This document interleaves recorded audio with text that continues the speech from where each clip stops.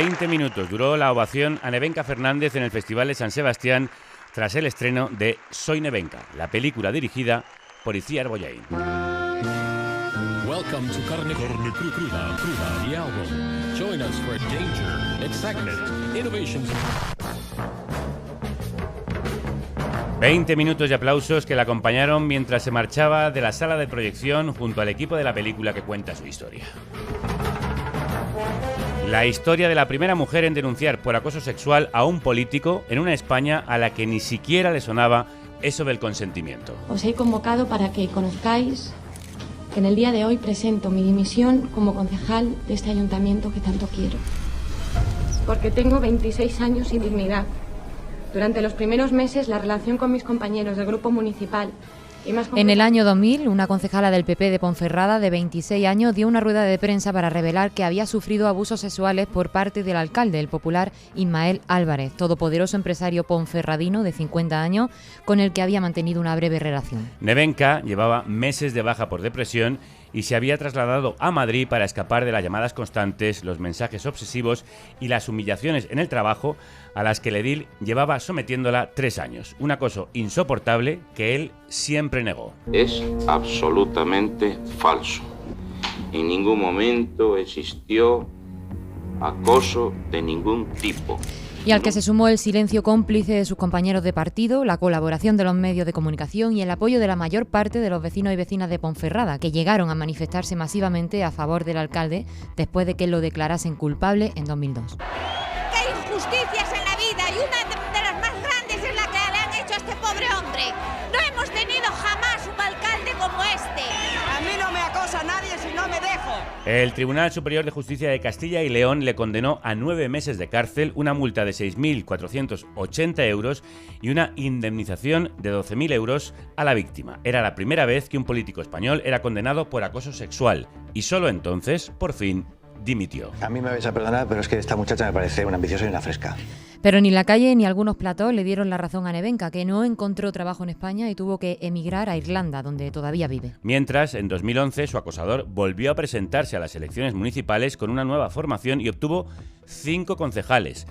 2 años más tarde, llegó a pactar una moción de censura con el PSOE contra el que había sido su sucesor en el PP, Carlos López Riesco. Después dejó la política y se centró en sus negocios en la hostelería y el ocio nocturno. El año pasado volvimos a tener noticias suyas cuando publicó un libro, impulsado por el periodista Arcadi Espada, para contar su versión de ese acoso que aún sigue negando. Lo tituló Escrito queda. Ahora, visto queda, gracias a la película de Itziar Bollaín. Los mismos que entonces la señalaron, revictimizaron e incluso abuchearon, hoy son quienes callan.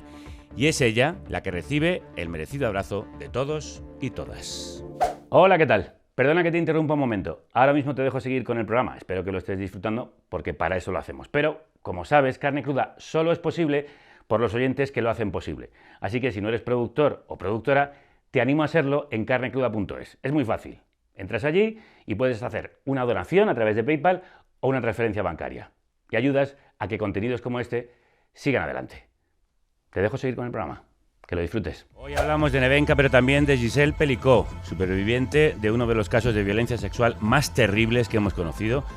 Y hablamos de todas las mujeres que seguís diciendo que ya basta. Que la vergüenza ha cambiado de bando y que son ellos quienes deben guardar silencio. A pesar de saber que esta decisión puede hacer sufrir aún más a la gente que quiero, a pesar de saber que tal vez las consecuencias de esta denuncia pública signifiquen más mentiras y más miedo, tengo 26 años y tengo dignidad.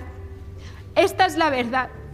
Se la debo a los ponferradinos, me la debo a mí misma y a todas las mujeres que pueden estar viviendo la misma situación que yo he vivido.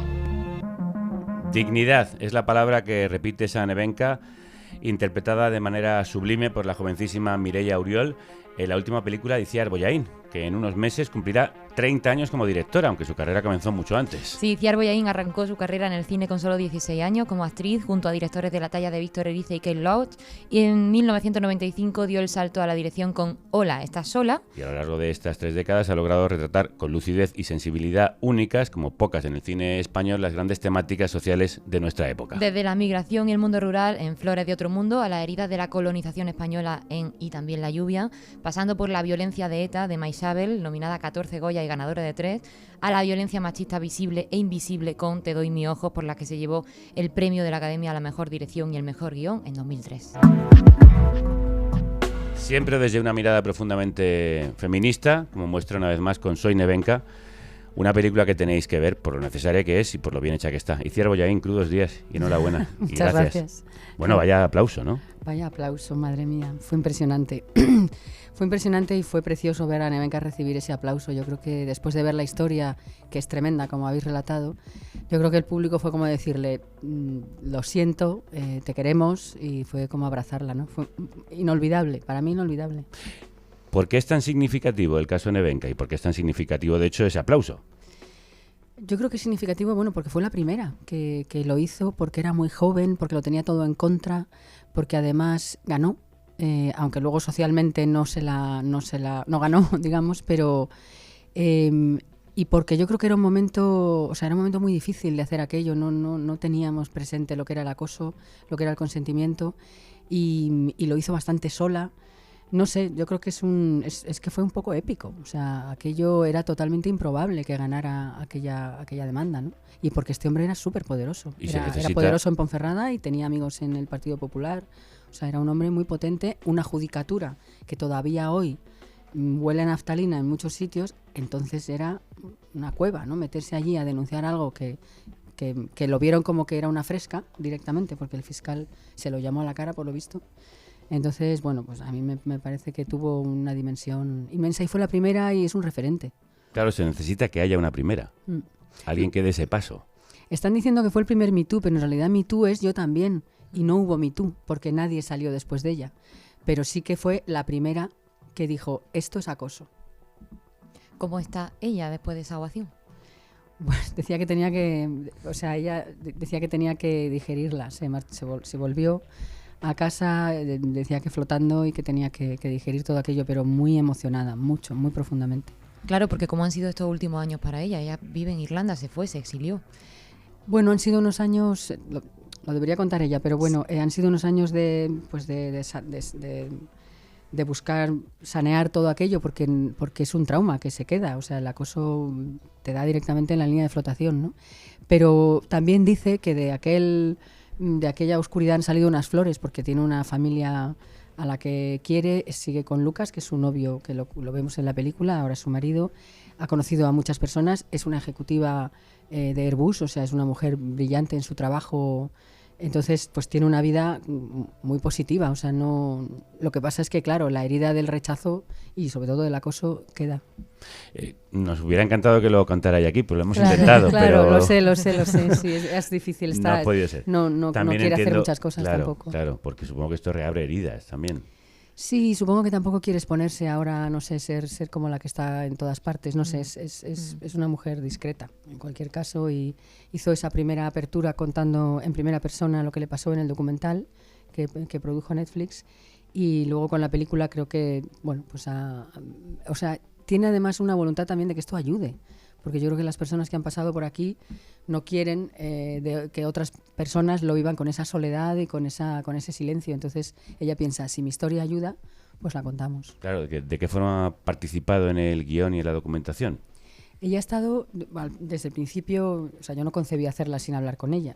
Entonces hemos hablado mucho, la co-guionista Isa Campo y yo, y a lo largo de 2 años que hemos ido escribiendo el guión y hemos ido hablando con muchas otras personas, porque hablamos con su entorno, con su abogado, con su psicólogo de entonces, con su marido, con sus amigas. Fuimos a Ponferrada, hablamos con personas allí y siempre había un diálogo de vuelta con ella. O sea, siempre que volvíamos de ver como de una manera más abierta lo que pasaba, volvíamos con nuevas preguntas y siempre estaba disponible. O sea, ha sido muy generosa. Siempre nos escuchaba y nos contestaba. Por cierto, que habéis ido a Ponferrada y el ayuntamiento de allí, donde gobiernan el PP y Coalición por el Bierzo, no os han dejado grabar y os tuvisteis que ir a Zamora. Sí. Pedimos Esto permiso. Sigue siendo también muy significativo de que las cosas no han cambiado tanto como nos gustarían. No, y yo creo que en Ponferrada él todavía tiene mucho peso. Es un hombre, bueno, y luego tiene una parte que es real, que le aprecian como alcalde, que le tocó una época de progreso en Ponferrada, de fondos europeos, se desmantelaron las minas y los mineros se prejubilaban con 3.000 o 4.000 euros de sueldo que gastaban, o sea, Son los 2000, hay mucho dinero, hay una fiesta en España que luego pagamos, pagando muy caro, ahora. sí. Y entonces él está en el centro de todo eso, entonces también le ven como... Entonces, bueno, pues tiene mucho peso, fuimos allí, pedimos permiso y no nos contestaron hasta hoy. Y en el ayuntamiento, de hecho, siguen algunos de los que le apoyaron entonces. Lo que me han dicho, hay 2 concejales del PSOE que nos han ayudado a hacer contacto con personas en Ponferrada para el guión, que nos han dicho que la persona que sustituyó a Nevenka como concejal de Hacienda está todavía en esta alcaldía. Eso es lo que nos contaron. Entonces, es que es muy cercano, ¿no? ¿Y la gente de allí? La gente de allí, con la que hablamos, preferían que no hiciéramos la película. Yo creo que hay una parte de todo esto que es la crónica negativa de una ciudad que les duele, y yo también lo comprendo. Yo de todas formas pienso que en Ponferrada éramos un poco todos, ¿eh? O sea, yo creo que no se comprendió a Nevenka en su momento de manera global, ni los medios de comunicación tampoco. Bueno, hay gente que ha sido el cine con más taquilla de toda España, el de Ponferrada. O sea que habrá mucha gente que siente muchas cosas. Probablemente me están llegando mensajes a través de amigas y de familia de Nevenka que dicen, fui con dudas al cine, ahora veo mucho más qué pasó, qué vergüenza, o joder, no conocía la historia desde... Es que, claro, él tenía una narrativa que bombardeó a toda la ciudad con su narrativa. De hecho, buzoneó con una carta de 6 ¿Sale folios. en la película? Lo buzoneó. No los pósters, sino que con el juicio hizo una carta de 6 folios explicando su versión y la buzoneó por todo Ponferrada. Entonces, la versión de él es muy potente allí. Entonces yo creo que habrá de todo, yo creo que habrá gente cerca de Nevenka y habrá gente cerca de él. Y buscando este efecto es por lo que tú has querido llevar esta historia a una película, porque esta historia ya la había contado Juan José Millán en un libro de 2004, Hay algo que no es como me dicen, y Ana Pastor en un documental de Netflix. ¿Qué tiene cuando va a las salas de cine? Yo creo que tiene mucha emoción. Yo creo que la ficción es muy potente, te mete en esa situación, te traslada. Si lo haces bien, te traslada a la Ponferrada del año 2000, que es la España del año 2000. Tú hueles esos plenos, esa ciudad pequeña donde todo el mundo mira, donde todo el mundo ve, donde nadie dice nada. Esa familia que tampoco entiende qué está pasando y esa angustia que vive ella cuando su entorno no reacciona. Y la loca es ella, ¿no? Y poco a poco va entrando en esa tela de araña que le tiende el acosador. Eso lo vives. Y yo creo que esa salida también hacia la dignidad también. O sea, vives con ella ese remontar. Y yo creo que pues es emoción, es entrar ahí. Es muy emocionante, es muy inquietante como ella se va dejando enredar, como ella va cayendo, en las redes de este acosador como tú dices. No sé por qué no quieres que nos acostemos. Con lo que yo te quiero. Que me meto una caja de pastillas.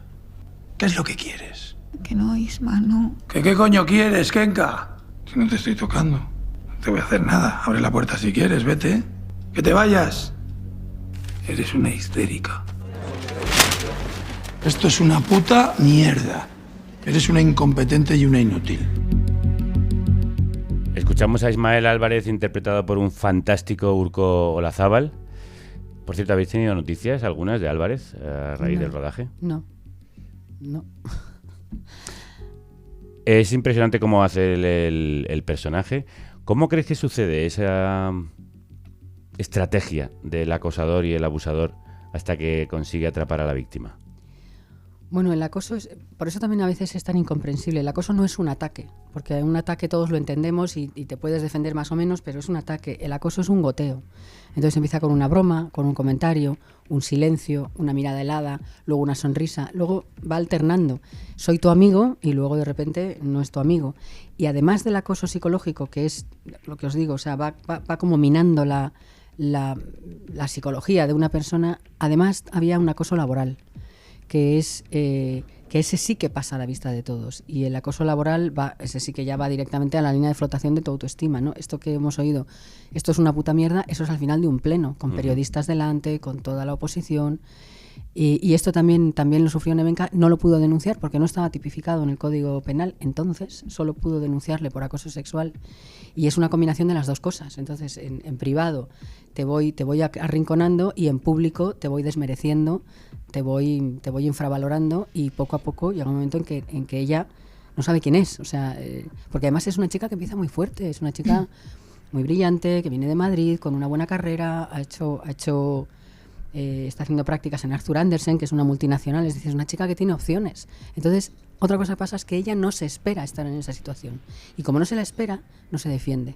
Y como además es una figura de respeto y se presenta como amigo de la familia, no espera de él daño. Entonces, toda esa combinación de cosas hace que de repente está en una situación que no controla, mermada y paralizada. Pero precisamente cuando reacciona es porque ella quiere preservar su dignidad y reivindicar que es una mujer válida, claro, que es una mujer formada, que ella no ha hecho nada malo, que no es una inútil en el trabajo, claro, incluso a veces enfrentándose a sus padres que al principio no la comprenden ni la apoyan. Claro, porque cuando él ve que no... O sea, ellos tienen una relación y cuando ella corta, él empieza su acoso. Y cuando él ve que no lo consigue, una de las cosas que hace es desmerecerla laboralmente y decir que es una inútil. Y esto, claro, a ella tiene dos opciones: o marcharse aceptando la narrativa de que es una inútil, cosa que no puede aceptar, o aguantar. Y quizá, aparte del acoso emocional y sexual, lo que la hunde o lo que no puede soportar es esta idea de que es una inútil, que es lo que él está diciendo, lo que están diciendo los otros concejales, le hacen pirulas para que se quede con el culo al aire en los plenos, o sea, le hacen encerronas para que quede mal. Y esto es una cosa que ella no puede tolerar, porque ella sabe que no es una inútil. Además de ese odio de Álvarez y de la connivencia de sus vecinos, Nevenka también tuvo que sufrir humillaciones en el propio juicio. ¿Por qué pasó usted por ese calvario? Ese sufrimiento que nos ha estado relatando a lo largo de todo el día de hoy. Que se le han saltado en innumerables ocasiones las lágrimas. Usted no tenía por qué aguantar eso. Usted no es la empleada de Hipercor que le tocan el trasero y se tiene que aguantar porque es el pan de sus hijos. Estaba jugando mi dignidad. ¿Pero qué dignidad? Ellos querían que me marchara como si hubiera hecho algo malo, como si fuera una incompetente. Yo no podía permitir eso. Uno se marcha si tiene dignidad y luego denuncia. Lo contaba antes, la actuación del fiscal del caso García Anco fue lamentable, incluso con la mirada de entonces, de hace 20 años. De hecho, el juez lo apartó del caso por ese interrogatorio. ¿Cómo se ha percibido el cambio de la justicia ahora? ¿Tú crees que ahora está más preparada? ¿Sería de otra manera? Bueno, ha habido varios coloquios a los que he atendido y ahí había de vez en cuando algún profesional de la justicia y me decía que no. Yo me he quedado helada. Yo pensaba que algo... Bueno, la verdad es que si recordamos, por ejemplo, el caso de La Manada, uno de los jueces dijo que lo que veía en ese vídeo era un jolgorio. Uh-huh. Y ahora mismo, en el caso de Pelicot, estamos oyendo cosas de la defensa de que usted, señora, es muy extrovertida, ¿no? O cosas terroríficas. O sea que supongo que hay más sensibilidad. Quiero pensar, yo creo que socialmente, en general, hay más sensibilidad hacia las víctimas. Pero a puerta cerrada en los juzgados, no lo sé, habría que preguntarle a alguien que se dedica a esto, ¿no? Bueno, aquí hemos hablado recientemente de la obra Prima Facie, que habla precisamente de cómo al final se acaba revictimizando a la víctima en los juicios, ¿no? Que sí. Eso también fue una de las cosas por las que tuvo que pasar Nevenka, el calvario al que sabía que la iban a someter por denunciar a alguien tan poderoso. Sí, hay una cosa, o sea, nosotras tuvimos acceso a todos los papeles del juicio porque el abogado nos permitió verlo. Y la verdad es que cuando les decimos a las mujeres que denuncien y ves en lo que consiste una denuncia, es como una disección. Estás en una sala, eres un cacho de carne, te abren en canal y empiezan, porque ella, por ejemplo, pasó por 2 o 3 peritajes de muchas horas en las que tratan de pillarte en falso, es decir, a ver si tienes un discurso sólido, a ver si no fabulas. Pero para ver si no fabulas, aquello es un tercer grado de intimidades, dices... Yo por eso cuando dicen, no, es una denuncia falsa o ella miente en el juicio, digo, pero la gente sabe lo que es para una mujer enfrentarse a un juicio. Es terrorífico. Sí, además en el caso suyo, lo dice el abogado en la película, no tenía muchas pruebas.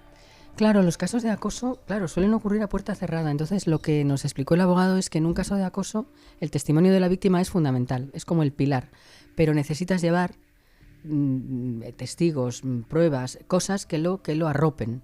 Y ella iba muy pelada. Entonces, nosotros no hemos desarrollado mucho el juicio porque nos interesaba más contar el acoso, pero, por ejemplo, hubo 5 peritos, entre ellos la psiquiatra que va de urgencias cuando tiene un ataque de ansiedad en Madrid, su psicoanalista y otros 3, porque también la historia es más larga, más compleja. Hubo un psiquiatra en Ponferrada que también la vio, y luego 2 peritos que puso uno la defensa y otro el juzgado. Y esos 5 avalaron que no fabulaba, que era una historia sólida, y eso probablemente le ayudó mucho. Y luego el propio Ancos, que hizo ahí una demostración de acoso fabulosa, porque no pudo ser mejor. Sí, lo que aparece en la película es literal a lo que dijo. Es tal cual, es tal cual. Es tal cual lo que dijo ese señor. En el guión no habéis tenido que más que trasladar lo que dijo, y además una cosa muy interesante, que el propio abogado defensor de Nevenka dejó que eso sucediera sin interrumpirlo, porque le parecía la mejor manera de mostrar cómo era la mentalidad de esa época y el acoso de los hombres a las mujeres. Claro, el fiscal empezó a calentarse, empezó a subir el tono del fiscal real es todavía más desagradable. Sí, lo podéis encontrar en las redes. Sí, y al principio debió de ir a saltar, pero algo, porque yo creo que es un gran abogado, intuyó que aquello era mejor verlo. Y su mujer, que soy su mujer, que estaba sola, le decía, Adolfo, para esto, porque claro, estaba Nevenka llorando, sollozando, y él dijo, no, o sea, intuición de abogado, ¿no? O sea, lo está pasando fatal, pero vale la pena porque este señor se está desvelando como un acosador. Y en Soy Nevenka demostráis que no solo la actuación de la justicia dejó mucho que desear. Y una disputa sentimental en León, el alcalde de Ponferrada está acusado de acoso. Es viudo, tuvo una historia de amor con una concejal, la misma que hoy le ha puesto una querella criminal. Nevenka Fernández no estaba afiliada al partido ni tenía experiencia alguna en gestión consistorial. Y yo le agradezco al alcalde de Ponferrada que esté con nosotros en directo. Ismael, hola, muy buenas tardes, alcalde. Buenas tardes. En primer lugar, saber cómo se encuentra, porque supongo que esto estará siendo muy duro, ¿no? O sea, no se sostiene. Si tú tienes una relación, no hay acoso, será otra cosa, pero acoso... También la prensa, los medios de comunicación. Urdaci, Ana Rosa, los escuchábamos. ¿Por qué quisisteis recuperar esos informativos y esos programas reales dentro de la película? Porque parte de la historia de Nevenka Fernández es lo sola que se quedó. O sea, precisamente su historia es impresionante también por eso, porque cuando consigue ir a esa ciudad a hacer una rueda de prensa, la respuesta fue esta. O sea, ir a tu ciudad, donde este señor no es que fuera el alcalde, es que era el rey, a decir, este señor me ha hecho esto, a mí me parece de un coraje. Y esa fue la respuesta de los medios, o sea, se la vio con desconfianza, era una chica jovencita, demasiado guapa, demasiado joven, demasiado ambiciosa, además había tenido una relación con él, entonces se la vio como mínimo con desconfianza, como hemos escuchado. Y yo creo que valía la pena reflejarlo porque eso hizo que se marchara de España hasta el juicio, que duró 1 año. Su abogado le dijo, si te quedas aquí, tu vida ya no va a ser tuya, es decir, como concedas una entrevista, como te hagan una foto, se va a usar contra ti en el juicio, márchate. Se marchó al Reino Unido. Y luego ya volvió para el juicio. Entonces es parte de la historia, y había que contarlo. Y creo que también, yo esto no lo pensé en el momento, pero nos hace un efecto de espejo, porque al oír a los medios de comunicación decir esto, nos preguntamos, ¿y ahora? ¿Cómo estamos reaccionando ahora? ¿Cómo estamos contando las historias? ¿Qué sociedad somos? A mí por lo menos es lo que me produce. ¿Y cómo te respondes? ¿Cómo lo ves? Bueno, lo primero que pasa es que nos chocan esos medios de comunicación. Y eso creo que es muy buena señal. Sí. Porque en el momento no nos chocaron. En el momento lo oímos y lo compramos. Una relación de amor, así dicho en el telediario. Bueno, una relación de amor trifulca sentimental. O sea, esta chica sale diciendo, he vivido acoso sexual, y el resumen de Urdaci, que es porque, bueno, Ana Rosa al final es una comunicadora, es una opinadora, está en una cadena privada y que diga lo que le parezca. Pero Urdaci era el telediario de la 1. Y ese es su resumen, trifulca sentimental. Entonces, yo creo que, os lo pregunto a vosotros, ¿hemos cambiado?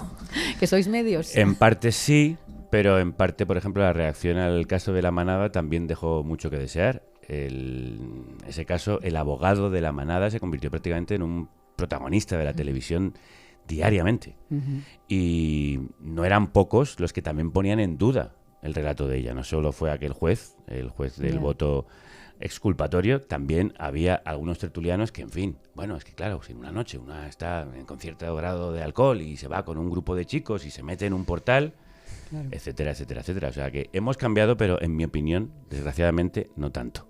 Lo que yo sí creo es que hubo una respuesta en la calle, a mí me emocionó, la respuesta en la calle a La Manada, o sea, aquí está tu manada, yo sí te creo, a mí todavía me ponen los pelos de punta recordarlo, o sea, esto no lo tuvo Nevenka. Esto es un cambio social y además fueron miles y miles de mujeres, de personas, de hombres que salieron a la calle en ese, me parece que fueron los 8 de marzo, no sé si fue también durante las protestas con la sentencia, o sea, creo que en eso sí que hemos cambiado, hay o lo que la respuesta inmediata en las redes, la indignación cuando lo de Jenny Hermoso. O sea, hay una levantada de bandera de decir esto está mal, y esto a mí me parece que ha cambiado también. En el caso de Nevenka, hace unos meses recibió un premio del Ministerio. Ahora esta película, en Ponferrada hay una glorieta, una placa con su rostro, un nombre y su nombre, que lamentablemente fue rociada con ácido hace un año. ¿Se ha hecho justicia con ella? En su tierra, sobre todo. En su tierra, bueno, hubo esta moción de, me parece que fue debió ser el Partido Socialista que le hizo esta placa. Se le ha reconocido desde el Ministerio de Igualdad. Yo creo que ese calor de ese aplauso no lo sé, habría que preguntarle a ella si se siente reparada. Yo la sensación que tengo es que, por supuesto, repararla a ella, pero que nos sirva para tender la mano cuando veamos a una víctima, cuando veamos incluso, aunque tengamos dudas, porque siempre estamos un poco como poniendo el foco en las víctimas, que habla, defiéndete, y yo creo que al entorno deberíamos de pedirle mucho más, deberíamos pedirnos mucho más. Incluso a veces decimos, no, es que no sé, porque he visto ahí una historia en un bar y no sé. Bueno, pues pregunta. O sea, ¿estás bien? ¿Te pasa algo? ¿Necesitas ayuda? O sea, y por supuesto si estás sabiendo que hay acoso o que hay el acoso laboral, está a la orden del día.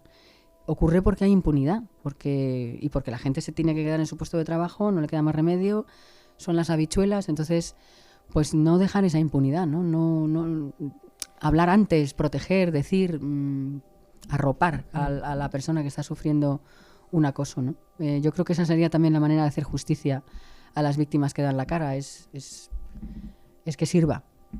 Y esa bandera roja deberían levantarla no solo las mujeres, que lo estáis haciendo, sino también muchos hombres. Sí. Los hombres deberíamos sumarnos a esto. Y de hecho, hablando de esas dudas sobre el relato de las víctimas, a principios de año 6 mujeres acusaron de violencia sexual al director de cine Carlos Bermúdez en una investigación publicada por El País. ¿Qué sentiste tú cuando te enteraste? Pues me quedé, yo no le conozco a él, tampoco conozco porque hay gente que, aunque fueron anónimas, por H o por B, sabe quiénes son. Bueno, me parece que es muy importante hablar. Lo único que veo, que a veces me da un poco o sea, entiendo perfectamente que una mujer no quiera denunciar, porque es un vía crucis, pero también entiendo que si no hay denuncia, tampoco hay castigo, tampoco hay derecho a la defensa, que vivimos en un país en que también tienes derecho a defenderte. Entonces, la consecuencia de esto es la cancelación. Y yo con la cancelación me da un poco de miedo, porque la cancelación es ¿cuánto dura? O sea, no es un castigo. Entonces, la cancelación no te permite tampoco defenderte. O sea, yo te digo, no conozco el caso, no sé, no tengo ni idea de lo que ha pasado ahí. Pero me parece un poco un limbo, o sea, un limbo para el acusado, un limbo también para las víctimas que hablan, pero tampoco tienen un castigo para su acosador. Entonces... Bueno, el castigo puede ser precisamente la cancelación. Lo que ocurre en este caso es que, claro, hay 6 versiones de mujeres que no se conocen y que coinciden en relatar unos hechos, lo cual le da cierta verosimilitud. Eso sí, no, totalmente. O sea, yo no pongo en cuestión la verosimilitud para nada. Yo me voy más a la cancelación, que es algo que estamos haciendo ahora y que me deja un poco inquieta en general, no en concreto con Bermúdez, sino la cancelación es que es algo social. ¿Cómo te rehabilitas de una cancelación?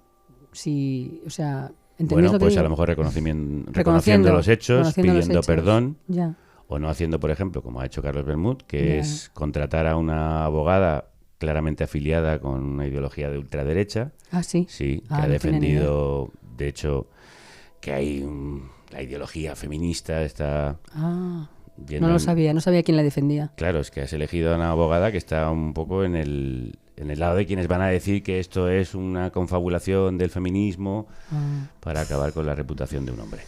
Bueno, yo sí, o sea, yo creo que las investigaciones periodísticas, además, y ahora mismo, por ejemplo, hay una investigación impresionante de la BBC, un documental sobre el presidente de Harrods. ¿Sabéis quién es? No me acuerdo, Al-Fayed, que llevaba décadas de abusos, de violaciones sistemáticas, protegido por un guardaespaldas de ex policía que cubría con extorsiones, con una cosa, pero décadas. Porque claro, este señor no actúa solo, le están arropando y le están acompañando. Entonces ahí hay una investigación súper potente que lo ha sacado todo. La policía lo llevó a los juzgados 2 veces, los juzgados no hicieron nada. O sea, que yo creo en las investigaciones policiales, periodísticas, como la que ha hecho El País. Lo único que me queda es eso, decir, claro, cuando no hay denuncia, no sé muy bien en qué territorio se queda nadie. Eso es un poco mi sensación. Bueno, en el territorio de la opinión pública. De la opinión pública, como, sí. Como muy bien sí. dices, denunciar a veces es muy difícil e incluso, siendo verdad lo que denuncias, a veces puedes no recibir la razón de la justicia. No, absolutamente. Entonces, claro, cuando se hace una investigación periodística y se tienen muchos casos que apuntan en la misma dirección, donde las historias coinciden, bueno, pues eso también lo dicen muchos juristas. Lo dijo Joaquín Bosch en las redes. También existe ese juicio social que ocurre en muchísimos eventos. Yo se lo quería preguntar a algún jurista. O sea, ¿esto es válido como cuando hablamos de corrupción, sí. se publican muchas veces los casos antes en la prensa y se produce la censura social en la prensa y en la opinión pública. El juicio a veces tarda décadas. Ya, lo sé, sí. Pues esto es exactamente igual. Así lo decía Joaquín Bosch, que sabe mucho más de judicatura que yo. Vale. Bueno, pues Itziar, ha sido un enorme placer tenerte hoy pues aquí. Gracias. Enhorabuena por la película, de verdad. Muchas gracias. Gracias por toda esa emoción que transmite, que creo que es muy importante para hacer llegar el caso de Nevenka y todos los que se le parecen, como el que vamos a tratar en cuanto te despidamos. Un abrazo muy fuerte. Un abrazo muy fuerte, muchas gracias. Gracias.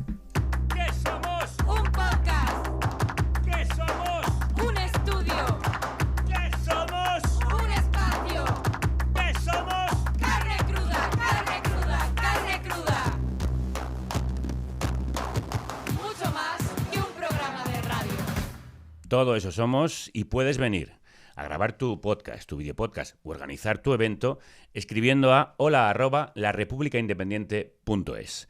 Y de un caso que marcó para siempre al movimiento feminista en España a otro que lo está haciendo en Francia. Il faut que cela se sache et que la honte change de camp.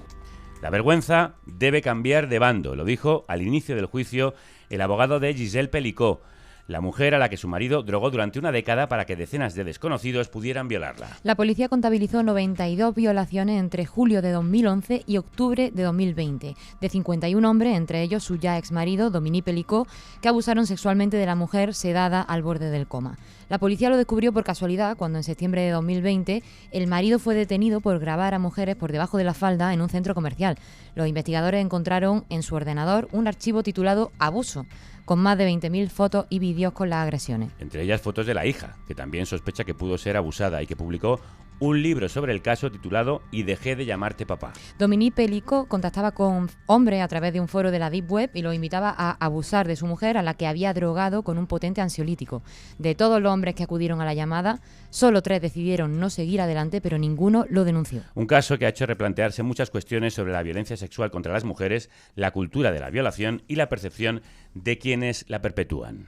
Perfilar a los agresores como monstruos y fijarnos en un caso tan extremo facilita un relato en el que muchos pueden decir que no todos los hombres hacen esas cosas, porque esas cosas son efectivamente monstruosas, y lo monstruoso siempre parece una excepción. El problema es que la monstruosa violencia machista es la norma y no la excepción. Es ejercida por hombres y no por monstruos. Y aunque los casos como el de Gisèle Pelicot existen, buena parte de la violencia sexual sigue pasando por debajo del radar y no suele implicar estrategias tan macabras. No todos los hombres, pero sí todos hombres. Y por eso a todos los hombres nos debería apelar, como explicamos ya cuando hablamos por primera vez de este caso en este programa. Escuchabais un fragmento de una crónica de nuestra compañera Ana Requena, redactora jefa de género en el medio asociado El Diario.es, que hoy está con nosotras.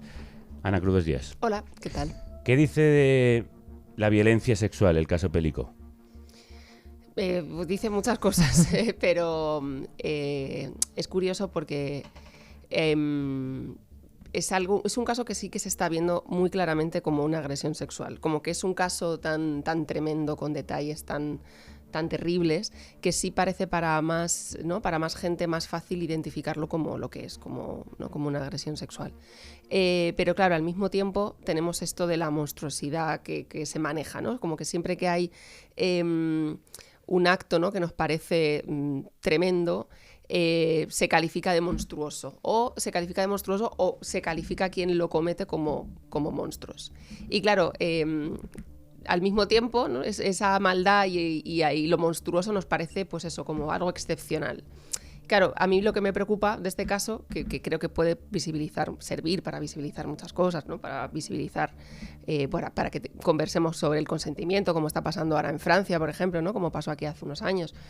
Pero sí me preocupa que al final quede como un suceso ejecutado por unos cuantos hombres malos, en lugar de llevarnos a la reflexión, ¿no? De que la violencia sexual está muy presente, se ejerce de muchas maneras distintas y la mayor parte de los casos no tienen que ver con no están quizá tan no ejecutados, planificados de una manera pues eso, tan macabra y no tan terrible. Entonces yo creo que esto es lo que como deberíamos tener claro, es un caso bueno, muy excepcional en cuanto a la manera, la planificación y el número de participantes. Pero nada excepcional en cuanto al perfil de los participantes, porque hay padres de familia, incluso abuelos y trabajadores corrientes de profesiones muy normales, desde profesores a jardineros, pasando por periodistas. De hecho, tú desafías, ¿no?, esa idea de que se ha perpetuado sobre la violación, hombre desconocido, calle oscura, mucha violencia física. ¿Por qué es problemático que sigamos pensando así de los agresores?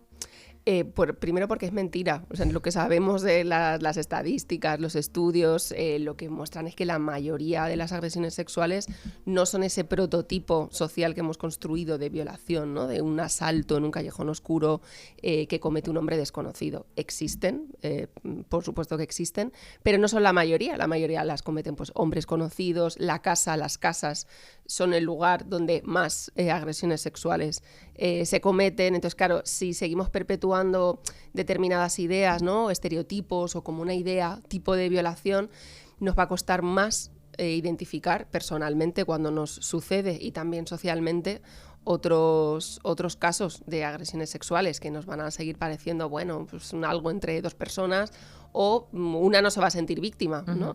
Y probablemente un hombre también se va a sentir más fácilmente exculpado. Un caso como el de Pelicot, de hecho, me parece que es más fácil, ¿no?, para los hombres tomar distancia de un caso así, en el sentido de que es como, bueno, algo tan horrible, yo jamás lo haría y creo que ninguno de mis amigos sería capaz de hacer eso. Bueno, de ahí el not all men, ¿no?, que ha habido tan fuerte. El not all men es siempre. Siempre, que siempre tal, sí. Pero en este caso ha resurgido con mucha fuerza. Sí, si no es por una cosa es por otra, pero claro, es que aquí es fácil porque, como bueno, como un hombre hace eso, pues solo hace eso, ¿no? Un monstruo, no un señor normal que es tu hermano, que es tu panadero, que es gente maja. Claro, el problema es que la mayor parte de las agresiones sexuales, pues sí, no las cometen personas que están enfermas, hombres con ningún tipo de problema mental, ¿no? Son hombres pues socializados en el machismo, ¿no? Y claro, esa lejanía que por un lado permite el caso Pelicot, creo que es problemática. En ese sentido, en decir, sí, vale, quizá una así tan planificada, ¿no? Pero ¿cuántos hombres, bueno, cuántas veces hemos visto a lo largo de nuestra vida, pues que nos parecía lícito, ¿no? Que alguien emborrachara a otra persona, ¿no? Muchos hombres emborrachando a mujeres pensando que así iba a ser más fácil llevárselas a la cama, ¿no? O que, bueno, algunos influencers y youtubers por famosos ejemplo, siguen promoviendo que esto sea así. Sí, pero es que además como estrategia, o sea, social ha sido algo muy aceptado. De hecho, muchas veces cuando hablamos de sumisión química, la idea que se transmite o lo que yo creo que llega a la gente es que la sumisión química siempre pasa por administrar algún tipo de droga sin el consentimiento, ¿no?, de la víctima, pero es que en muchísimos casos de sumisión química es la mujer la que ha consumido voluntariamente el alcohol que ha considerado que le ha apetecido o drogas, y hay alguien que se aprovecha de esa situación y que considera que aún bajo esa situación está bien tener sexo, entre comillas, con esa persona. El caso ha conmocionado a Francia, aparte de todo el mundo, y allí el movimiento feminista ha salido a la calle bajo un lema que ya es de todas: la vergüenza cambia de bando. Para entender lo que ha supuesto en el país vecino, hemos llamado a una periodista a la que admiramos mucho y que ha estado siguiendo el juicio desde el terreno, la corresponsal de Televisión Española en Francia, Mavi Doñate. Mavi, crudos días. ¿Qué tal? Crudos días, ¿cómo estáis? ¿Cómo se está contando allí el caso Pelicot? Pues mira, se está contando, bueno, a mí me ha sorprendido muchísimo, ¿no? Porque cuando arranca el juicio, somos sobre todo los periodistas españoles los que ponemos mucho la mirada y el foco, en este caso, y sobre todo por ella, ¿no? Por esa frase, ese lema de que la vergüenza cambie de bando, Ella, pues obviamente nos esconde, quiere que la mayor difusión a este proceso. Y los mismos periodistas franceses se sorprenden de que en España le demos tanta importancia a este juicio. En los medios apenas al principio aparecía, bueno, arrancaba el proceso, pero no se le dedicaba ni gran espacio ni grandes tiempos en los informativos. Y es a raíz, yo creo, de finales de la segunda semana de la tercera, cuando ya los medios franceses empiezan a darse cuenta también, porque hay efectivamente manifestaciones en toda Francia, empiezan a darse cuenta del peso que tiene, de la importancia y también de las carencias que hay en Francia en tanto en cuanto todo lo que se refiere pues al consentimiento, a lo que es la violación, en fin. Y entonces es cuando empiezan a mirar. Nosotros nos sorprendíamos porque casi todos los periodistas españoles hemos sido entrevistados en algún otro medio francés con la mirada, ya digo, puesta. Todos decían, claro, es que en España tuvisteis la manada y eso hizo que cambiasen, y se alberga pues esa esperanza de que esto sea un punto de inflexión, un antes y un después, para que aquí el derecho y la ley cambie después de este caso que ahora que se está difundiendo con pelos y señales, pues efectivamente está calando y se están dando cuenta de lo tremendo que es, ¿no? De hecho, el diario satírico Charlie Hebdo publicó viñetas de muy mal gusto sobre este caso. También se viralizó un vídeo de una abogada de la defensa en el caso Pelicot, en el que se grababa bailando y cantando Wake Me Up Before You Go, literalmente despiértame antes de marcharte. ¿Hay realmente una diferencia entre el grado de concienciación de la sociedad francesa y española? Pues mira, yo estaba escuchando a Ana y antes he escuchado a Itziar.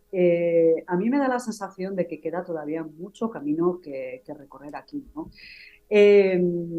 Aquí todavía, o sea, existe la duda. O sea, yo cuando voy a Aviñón el otro día, sin ir más lejos, ¿no? Para ir de la estación directamente a los juzgados, porque solemos coger el tren de las 6 de la mañana, bueno, pues el taxista ponía en duda, claro, es que fueron muchos años, ¿no? ¿Y cómo no se dio cuenta? ¿Y cómo? Porque es que, claro, o sea, entonces esa duda, vemos a personas que aplauden en los juzgados, que la apoyan, pintadas en Aviñón, que el otro día grabamos en apoyo a ella, pero existe, bueno, pues ya digo, esa duda permanente, ¿no? Las primeras fotos que se emitieron en el juicio, porque realmente yo el otro día me daba cuenta que sí, cuando Giselle sale y recibe aplausos, pero dentro no os podéis imaginar lo que es ese juicio, las barbaridades que se tienen que oír. Y bueno, pues de todo lo que efectivamente cuando ella estaba dormida, esos violadores, ¿no? Pues cometían con ella, ¿no? Entonces, cuando se pusieron las primeras fotos de esos abusos, de esas violaciones, fueron fotos seleccionadas por una abogada de la defensa, no la que del vídeo a la que has nombrado, Violeta, sino es otra abogada que lleva a los acusados. Y entonces, bueno, eran fotos en las que ella, pues bueno, tenía los ojos abiertos. Entonces, todo era filtrar la duda de que, aunque estaba drogada, era consciente, podía haber dicho que no.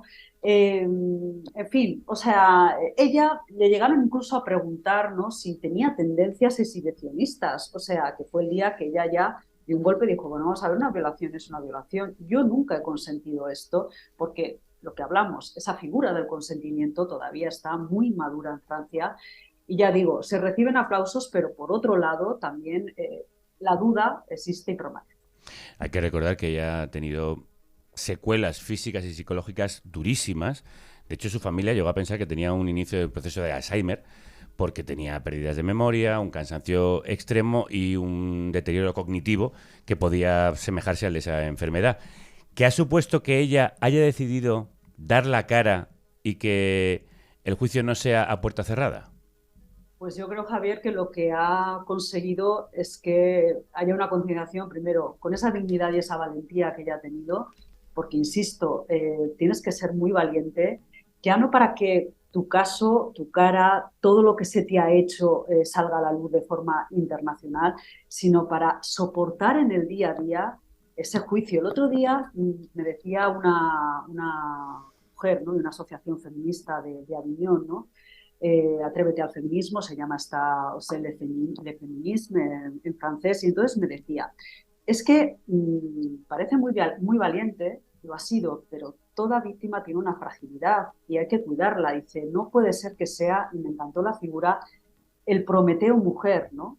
La víctima que la encadenas, que le sacas el hígado, los intestinos, ¿no? Y que está ahí. Entonces, a pesar de esa valentía, hay que tener en cuenta que, insisto, o sea, es muy duro estar escuchando todos los días lo que estás escuchando. Decías, Javier, exactamente, problemas psíquicos y también problemas físicos, porque todos no utilizaban el preservativo. Es decir, una persona, uno de los que se sientan en el banquillo, que es seropositivo, le podía haber pegado, porque incluso 3 veces le podía haber contagiado pues, el SIDA, la gonorrea, una hepatitis. Bueno, pues contrajo 3 ETS, es verdad que tuvo 3 enfermedades, afortunadamente no graves, pero ya digo, tienes que tener una valentía, y esa valentía es lo que ha conseguido que pongamos el foco, ya no solamente en Francia, sino pues como contaba Ana, ¿no? Esa cultura de la violación, que bueno, excepto los que hay perfiles también, ¿no? Que han violado a su propia hija o los han detenido por pornografía infantil en sus ordenadores, pero en la medida de lo posible son personas que viven en nuestra sociedad. Es el enfermero, es el cajero de un supermercado, es el militar. O sea, es decir, profesiones no son personas marginales, son personas que están entre nosotros. Esa cultura de la violación, ya digo, o sea, yo creo que es otra toma de contacto más de que existe y de que está ahí.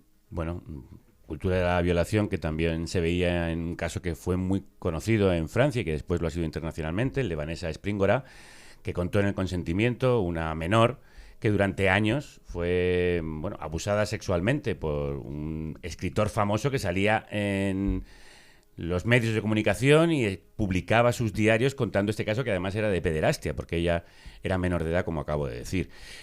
¿Crees que la mentalidad francesa está cambiando? Porque entonces, como pasaba también en España con el caso Nevenka, parecía que estaba normalizado que estas cosas sucediesen. La cultura de la violación estaba mayoritariamente extendida. Bueno, estamos hablando de un país en el que cuando una mujer se casa adquiere el apellido del marido. Yo creo que es un país en el que las grandes figuras, Simone Weil, Simone de Beauvoir, ¿no? Han quedado un poco... yo creo que Giselle es la tercera, ¿no? O sea, es otra figura que yo creo que es un anclaje del feminismo, ¿no? Es un país en el que es verdad que luego tiene destellos, es contradictorio, ¿no? Cuando hace unos meses pues incluyeron el aborto en la Constitución, negro sobre blanco. Es decir, hay como, por así decirlo, pasos gigantes, muy aparentes, pero luego en el día a día yo creo que les queda mucho, como digo, por recorrer. Y yo creo que las periodistas, las compañeras, ¿no? Que estos días hemos estado, o estamos con ellas en Aviñón, yo creo que miran mucho hacia España. Todas las asociaciones de feminismo, todas las asociaciones LGTBI te dicen, ¿no? Es que en España vais por delante en igualdad, vais por delante en derechos LGTBI, ¿no? Bueno, yo creo que... Y espero que este caso, ¿no? O sea, y así lo dicen las feministas, y así yo creo que se va a impulsar. Hay otra manifestación convocada para el 19 de octubre. O sea, esto continúa, el juicio va a continuar. Y yo creo que todos estamos, o todas, estamos aportando nuestro granito de arena. A mí el otro día vi en Libé, ¿no? Una carta firmada por 200 hombres del mundo de la cultura francesa, pidiendo el fin de la cosificación del cuerpo femenino y la dominación masculina, ¿no? O sea, son pequeños pasos que serán, que yo, insisto, espero que sirvan y que este caso y que Giselle, pues todo lo que está pasando sirva y tenga, pues efectivamente, un efecto positivo en la sociedad francesa y europea. Esperemos que también la justicia francesa dé ese paso, como ha dicho el ministro del ramo, que ha asegurado que legislará el consentimiento. Intentará ponerse al día, como se ha hecho aquí con la ley del solo sí es sí. Mavi Doñate, te dejamos que tienes que marchar a cubrir el juicio a Marine Le Pen, la líder de Reagrupamiento Nacional, por el supuesto desvío de fondos europeos para financiar el partido. Así es, ella y 26 más en el banquillo, pues por ese fraude de casi 7 millones de euros durante 2009-2016. O sea que va a estar interesante, sí. Bueno, parece que las ultraderechas se parecen también entre Francia y España. Aquí Alvise acepta maletines con 100.000 euros en negro. Mavi, un abrazo muy fuerte. Un abrazo.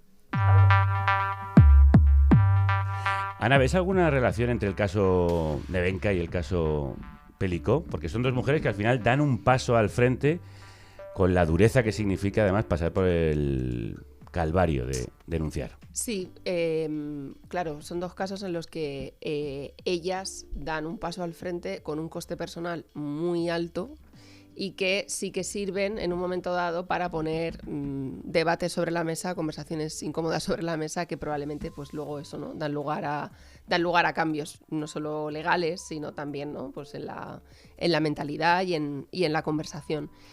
Ahí yo creo que es importante señalar que no podemos pedirle a todas las mujeres o a todas las víctimas que sean ni Nevenka ni Giselle Pelicot, ¿no? Es admirable y pues lo que esta mujer está haciendo en Francia creo que pues va a quedar ahí, ¿no? Y tiene un impacto enorme y es de agradecer. Pero no todas las mujeres, de hecho diría que la mayoría, ¿no? de mujeres que probablemente sufren algún tipo de violencia sexual o de violencia machista ni pueden ni quieren afrontar algo así, ¿no? Por lo que supone, que eso es lo que tenemos que hablar, lo que sigue suponiendo. Este lema de la vergüenza tiene que cambiar de bando, está muy bien y queda muy bien como lema, pero sigue siendo un lema que queremos que suceda, pero algo que aún no sucede. O sea, el estigma, el señalamiento, ¿no? La vergüenza, todo eso tiene un peso muy grande. Y luego que también yo creo que cuando pasan dos cosas. Creo que las denuncias tienen una parte individual y una parte colectiva. O sea, creo que tenemos que ser conscientes de que lo que hacemos como sociedad también influye en que haya mujeres que en determinado momento se animan a dar pasos como estos. Y a su vez, lo que hacen esas mujeres también creo que repercute en muchas otras, ¿no? O sea, creo que lo colectivo alimenta casos individuales o quizá le da el ánimo, ¿no? a una mujer para decir voy a hacer esto, y que a su vez, claro, cuando tenemos un caso concreto con un nombre, un rostro, una historia, eso también sirve para, ¿no? como revulsivo social, aunque sea durante tiempo, ¿no? Porque luego Nevenka, ¿cuántos años ha tardado en tener esta reparación pública? Muchísimos, es una barbaridad. Sí, porque la vergüenza está cambiando de bando, pero muy lentamente. En nuestro país hay otro caso reciente que nos ha horrorizado.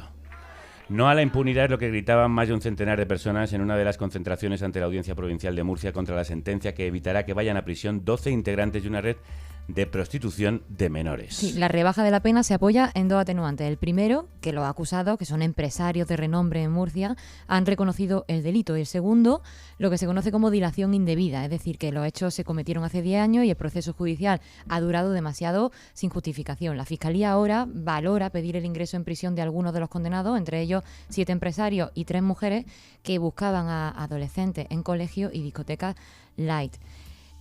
Para que formaran parte de esta red de prostitución, ¿no? ¿Cómo puede ser que la dilación indebida sea un atenuante en un caso de pederastia, Ana?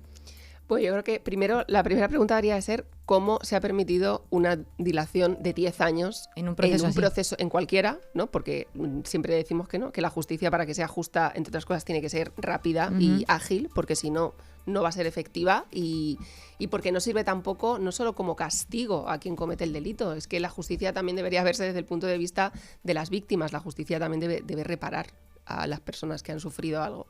Entonces, ¿cómo se puede permitir que un caso así, tan grave, que implica menores, que implica agresiones sexuales, haya tardado 10 años en instruirse y en juzgarse?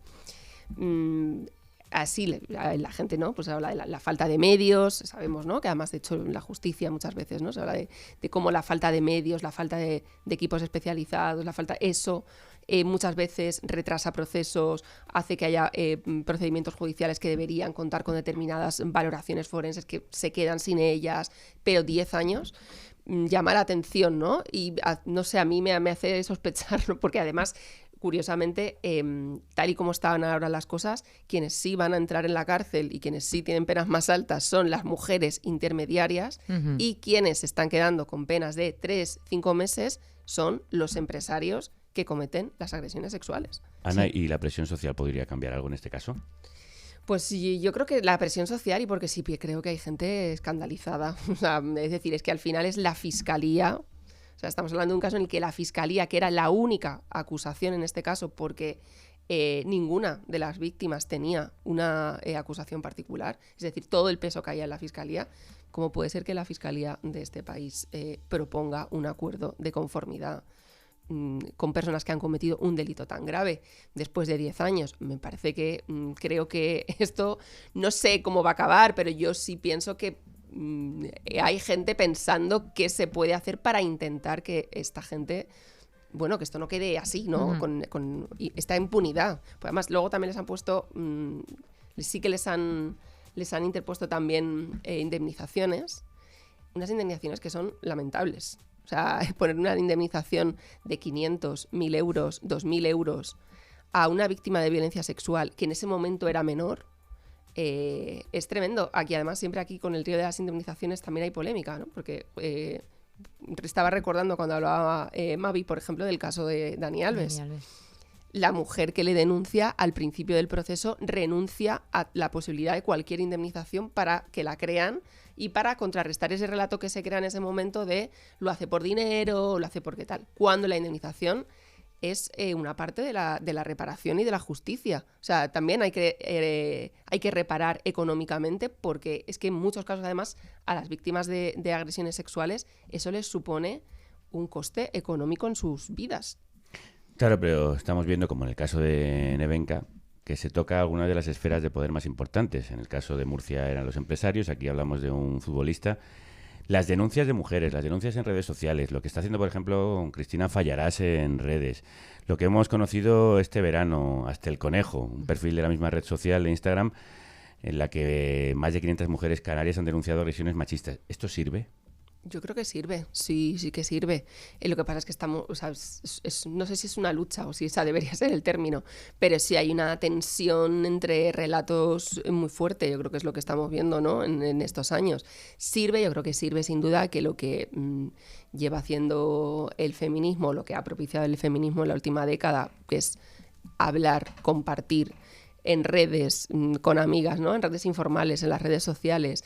Sirve porque romper el silencio era básico para acabar un poco con este espejismo de que la violencia sexual era algo que pasaba de vez en cuando, ¿no? Y que en casos muy horribles, para que sepamos, ¿no? Y para que la sociedad sea consciente de que es algo estructural, que está relacionada con muchas ideas del día a día que aún tenemos asumidas, y ver qué hacemos. Yo sí que creo que compartir esos relatos sirve mucho. Lo que pasa es que al otro lado tiene que haber escucha y empatía, ¿no? Y eso es a veces lo que creo que falta. Pero también creo que hemos ganado escucha y empatía en estos años. Pero bueno, nunca es suficiente. Nunca es suficiente. Lo dice Nevenka cuando le preguntan al salir del juicio. ¿Qué le dirías a las mujeres que están viviendo algo como lo que tú has vivido? Y ahí dice que no se callen. Ana Requena, compañera del diario.es, muchísimas gracias por venir. Gracias a vosotras. Mañana vuelve, por fin, el señor Sanabria para hablarnos de la fiesta, el origen de las noches discotequeras, el fenómeno de la electrónica, la cultura del club y la droga recreativa. Hasta entonces, salud y república. Y que la radio os acompañe. Si te ha gustado este contenido, ayúdanos.